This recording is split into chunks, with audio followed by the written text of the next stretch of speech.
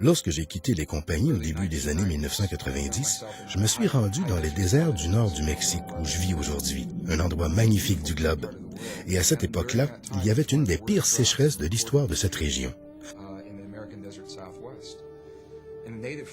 Un ami amérindien m'a appelé et m'a demandé si je voulais l'accompagner à un endroit où la séparation entre les deux mondes est très mince pour prier pour que la pluie tombe. Il n'a pas été obligé de me le demander 2 fois. J'ai dit bien sûr. Alors nous nous sommes donné rendez-vous, avons marché des kilomètres dans le magnifique désert. Et nous sommes arrivés à un cercle de roches qui était là depuis si longtemps que lui-même ne savait pas qui l'avait érigé. Et je n'étais pas préparé à ce que j'allais voir, parce que David a enlevé ses vieilles chaussures de travail et a placé ses pieds nus à l'intérieur du cercle, a fermé ses yeux, et la première chose qu'il a faite est d'honorer ses ancêtres. Tous mes ancêtres sont avec moi maintenant.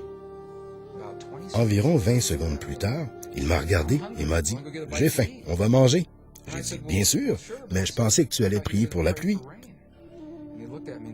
Il m'a regardé et m'a dit « Non, si j'avais prié pour la pluie n'arriverait pas. Parce qu'au moment où nous prions pour quelque chose, nous affirmons que cette chose n'existe pas et nous amplifions les conditions de manque. »